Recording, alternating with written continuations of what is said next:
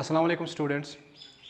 This is your geography class, and in this session we will be discussing about major crops of India, in which we already discussed about food crops, fiber crops. Now we have to discuss about the third major crop of India, that is beverage crops. Beverage crops are simply those crops which we consume in the form of drink. Normally we have two beverage crops. Number first, tea, and number second we have coffee, which is cultivated or grown in Indian subcontinent. If we talk about tea, tea plants are usually called as perennial plants, and tea cultivation remains included in plantation agriculture. So it is a part of a type of plantation agriculture.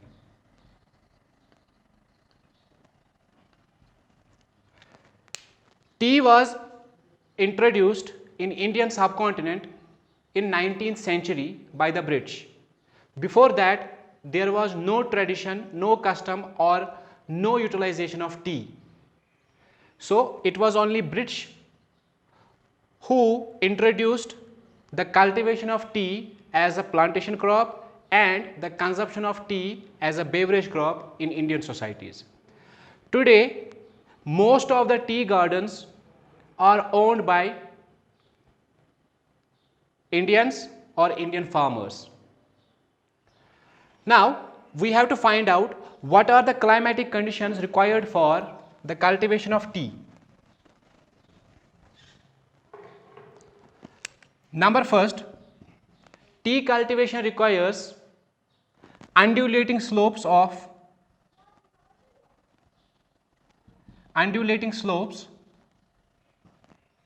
land. That means land should not be flat, it should have undulating slopes so that the rainwater or monsoon rainfall is simply gushed out or simply rolled down towards the surface. So this is the first peculiar feature. Number second, tea requires hot and moist climate.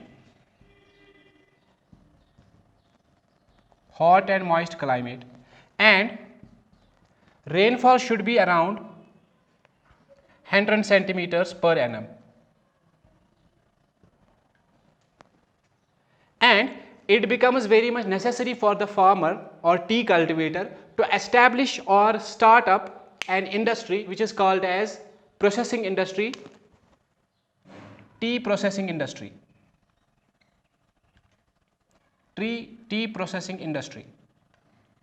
Why? Because when we extract the tender leaves of tea from tea gardens, those tender leaves are considered as perishable item. They can be damaged or destroyed, or they may lose moisture if those tender leaves are put in the open atmosphere. So for maintaining the moisture of the tender leaves of tea, it should quickly be transported to the tea processing industry for further preparation, and then we can have tea products or simply tea available in the market. It is a commercial crop, it is highly a commercial crop, because most of the production of tea is sold out in the market to earn cash or to earn money. So we can say tea is a commercial crop as well as a plantation crop. Now, as far as the production is concerned, China is the leading in tea production in the entire world. So China is the leading producer of tea in the world, and the second largest producer of tea in the world is India. So India is the second largest producer and China is the largest producer of tea in the world. Next we have coffee. Coffee is also a beverage crop which is consumed by drinking coffee. The coffee which is cultivated in Indian subcontinent has a good aroma and taste. What I am saying is, The quality of coffee in Indian subcontinent is highly appreciable because of its good aroma and taste. Aroma means smell. It has a nice fragrance, nice smell, and it has a better taste than other coffee areas in the world. So that's why coffee is the most important agricultural crop as far as plantation or commercial crop is concerned. Now, the best quality coffee is considered as of Arabia or Arabian Peninsula, where coffee is cultivated in large quantities. The highest production of coffee is confined to Brazil. So Brazil is the largest producer of coffee in the entire world. Then it is China, the second largest producer, and third largest producer is India itself. Both these crops are very much important and they are simply considered as cash crops or commercial crops. Cash crops or commercial crops. What are commercial crops? Commercial crops are all those crops which are simply cultivated in commercial farming, and they are also called as cash crops. Why? Because the main motive for cultivating cash crops or commercial crops to earn money, to earn huge money, huge profits in the commercial lines of the market. Very few or little amount is kept for local consumption of the farmer and its family. Maximum production is meant for the commercial lines of the market. That's why tea, coffee and other commercial crops are called as cash crops. So this would be the end of major crops of India, which have already been divided or bifurcated into three types rather: food crops, fiber crops and beverage crops. Now the next topic is about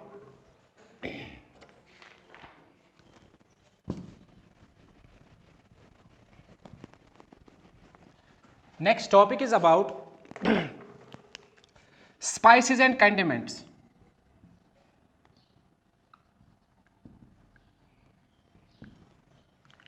In addition to food crops which are directly consumed by the masses, there are also certain crops used as a foodstuff. They are called as spices and condiments.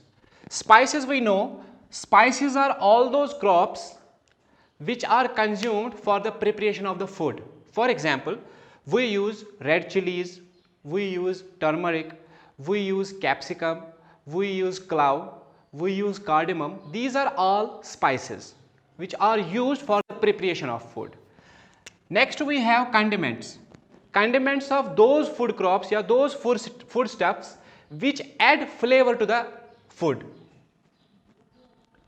Condiments are those crops or those food items which add flavor to the food. For example, we use sauce for adding the flavor to the food. We use ketchup in order to add the flavor to the food. We use pickles, etc. So pickles, sauce, ketchup and many other things, they are called as condiments. Why? Because they are used to add the flavor to the food. And spices on the other hand are simply those food items or those crops which are used in the preparation of food, and these are used in order to add the flavor to the food. So these are condiments and spices. As far as spices and condiments are concerned, India has a country in the southern part that's called Kerala. Kerala is the largest producer of spices in India. That's why Kerala is called as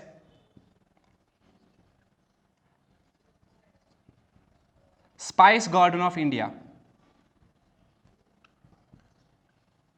What I am saying is here that Kerala is the state which mostly cultivates spices and dry fruits. That's why Kerala is the spice garden of India. But the word Kerala but the word Kerala itself means land of coconuts. Land of coconuts. That means it is illegal, it is illicit, yeah, it is forbidden to cut coconut tree in Kerala. A person who usually cuts coconut tree in Kerala, he would be put behind the bars and he will be fined. So it is strictly banned to cut coconut trees in Kerala. Why? Because the word Kerala means land of coconuts, and Kerala, due to its increasing production of spices, is called as Spice Garden of India. Clear? Next we have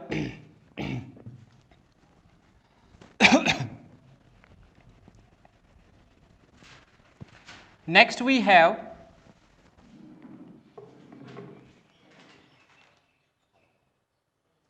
non-food crops like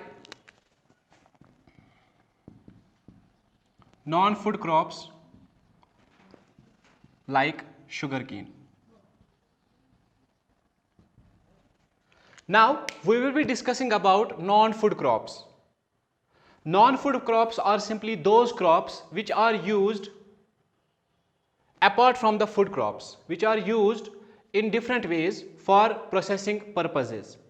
And the first crop which we use as non-food crop is sugarcane. Sugarcane is basically a tropical as well as subtropical crop. Tropical and subtropical crop.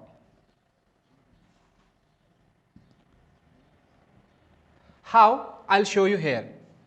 This is the map of India, for example. Wait, I'll show you. What I said, sugarcane is a tropical as well as subtropical crop. So, for instance, take the example that this would be the map of India. This is the northern side of India, this is the southern side of India, eastern part of India and west part of India. As we know, there are imaginary lines on the globe or on the world map, and some lines are called as Tropic of Cancer, Tropic of Capricorn and Equator. Tropic of Cancer is the imaginary line which divides India into two equal halves. This is the Tropic of Cancer which divides India into two equal halves, and its degree is 23 degree 30 minutes. Now, the areas above the Tropic of Cancer are called as subtropical areas, and the areas below the Tropic of Cancer, they are called as tropical areas. I'll repeat. Since we know that the Tropic of Cancer divides India into two equal halves, making it northern hemisphere and southern hemisphere. Now the areas above the Tropic of Cancer are called as subtropical areas, and the areas below the Tropic of Cancer are called as tropical areas. That means northern, eastern and western parts are simply called as subtropical areas, and southern part and middle part of India are simply called as tropical areas. So whatever crop is cultivated here in these parts, it is simply called as tropical or subtropical crop. Now I have already written here, sugarcane is both subtropical crop and tropical crop. That clearly suggests that sugarcane is cultivated both in tropical areas as well as in subtropical areas. That's why it's called a tropical crop as well as in subtropical crop. It is cultivated in southern India as well, and it is cultivated in northeastern sides as well. For example, we have a state here, UP, Uttar Pradesh. Uttar Pradesh and Bihar are two leading producers of sugarcane in India. The largest producer is Uttar Pradesh itself. The second largest producer of sugarcane in India is Bihar. Bihar is here, northeastern state. So this would be the actual location of these two states where sugarcane is mostly cultivated. Now, what is this sugarcane? Sugarcane is a crop or perennial crop or tropical or subtropical crop which is used for different purposes. We actually derive various byproducts from sugarcane. First byproduct of sugar is sugar itself. Sugar is being extracted from the sugar cane. When we extract the sap or syrup of sugar, it is transported to the industries where it is simply transformed into sugar cubes or simply sugar cubes or sugar crystals. So it is the first byproduct of sugar cane. Number second byproduct of sugar cane is molasses. Molasses means juices, sugar juice. In Urdu or Hindi we call it ganne ka ras. Number third, we can have jaggery. This is also the byproduct of sugar cane. Jaggery means good. In Urdu or Hindi we call it good. In Kashmiri we call it goar. Clear? And what are the uses of these products? Sugar is simply used by people for sweetening purposes. We use it for the production of tea, coffee and sweets in confectionery. Molasses are simply used to add the flavor of sweetness in juices or beverages in soft drinks. Soft drinks are juices. Jaggery is used as a fodder to animals, जिसको हम गुड़ बोलते हैं. We can have this jaggery for fodder as well for our livestock or for our domestic animals. So these are the byproducts of sugar, and this is sugar cane, which is a non-food crop. Then we have again a crop which is coming under the category of non-food crop, that is rubber.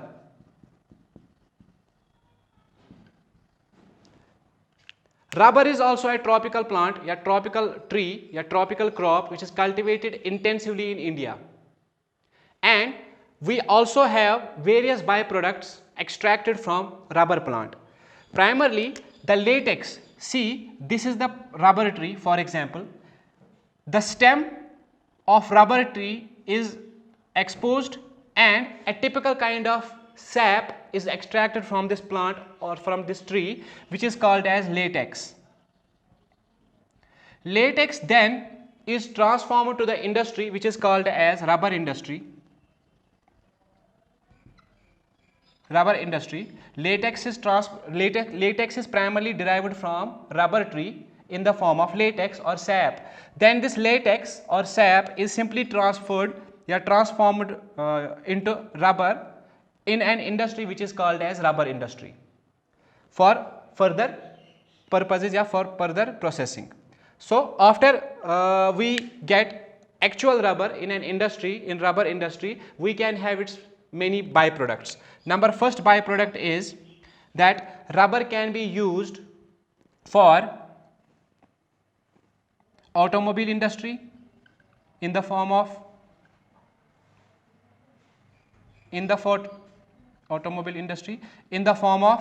tires. Rubber can also be used for making footwear. Rubber can also be used in the preparation of utensils, because rubber is also mixed with various kinds of polymers or plastic, and finally we can have utensils. So these are the products which can be obtained after rubber. And most importantly, to certain extent, this rubber tree, the pulp of this rubber tree is used for producing paper as well. Paper is actually derived from a separate tree, that's called a paper tree. But rubber tree can also produce pulp, which is generally used for the preparation of paper. So these are two crops which are actually into the category of non-food crops. Next we have technological or institutional reforms. But before starting that topic, technological or institutional reforms in the Indian agriculture, we should know what are the reasons for introducing technological and institutional reforms in Indian agriculture. Let me tell you, when India got its independence in 1947, up to 1960, India's agriculture was stagnant. That means India was food deficit country. Up to 1960, India was a food deficit country. Because of low productivity, because of the unavailability of actual know-how of agriculture practices. India was deficient country as far as food is concerned, या food security of its population is concerned. But after 1960, India became food secured country.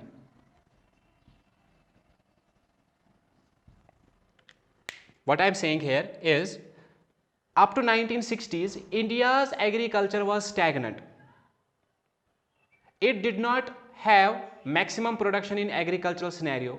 Why? Because agriculturists or farmers used, before 60, they used old techniques of agriculture. But after 1960, India became food secured country. That means after 1960, India became a developing nation and it started providing food to its entire population. But before 1960, India was completely a food deficient country. It was not able to provide foodstuff to all its population. That's why it was called food deficient country, and finally it became, after 1960, it became food secured country. But how this transformation take place? It was not a natural process. Something did happen there, and what actually was that, in 1960 India's agriculture scenario changed entirely. How? There was a person, he is still called as father of Green Revolution in India, father of Green Revolution in India, and his name was Dr. M.S. Swaminathan. So it was actually the propagation and initiation led by Dr. M.S. Swaminathan that India became self-sufficient as far as its food security is concerned.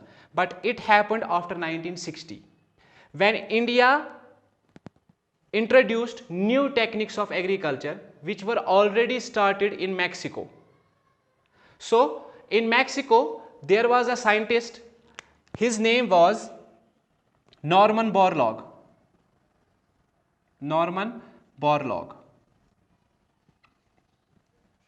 He was a genetist and he was a scientist.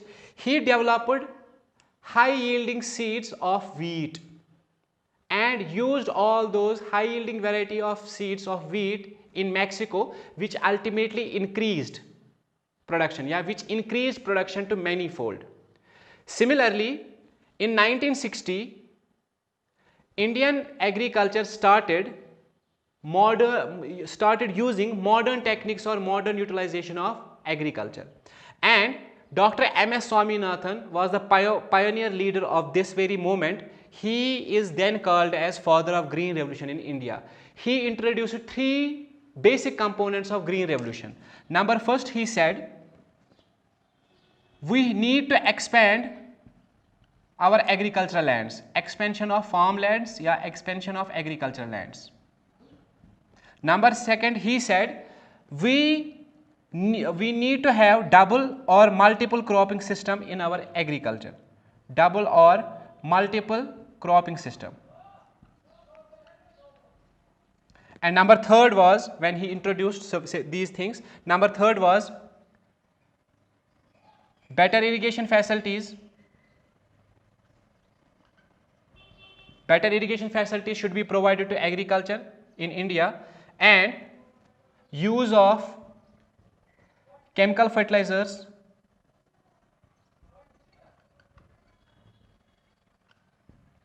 high yielding variety seeds, HYV, high yielding variety seeds, and intense labor or skilled labor, we can say skilled labor. So with the introduction of these basic components in India by Dr. M.S. Swaminathan in 1960, India became self-sufficient in food security, and India's agriculture increased, and it paved ways for the development of agriculture scenario in India.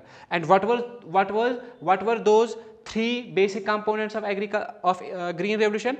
Expansion of farmlands, double or multiple cropping system, better irrigation and use of chemical fertilizers, high yielding variety seeds, and skilled labor. Now there comes a term green revolution. I'll wrap it up quickly. Green revolution. So what does this word green revolution mean? Green revolution. Green revolution simply means an incredible increase in the production of food grains that actually started in 1960 to 1970, which ultimately paved ways for the better agriculture scenario of India. So I would wrap it up here, and further we will discuss green revolution and its components again in the next class. Hope you have understood this all. Till then, Allah Hafiz, stay blessed.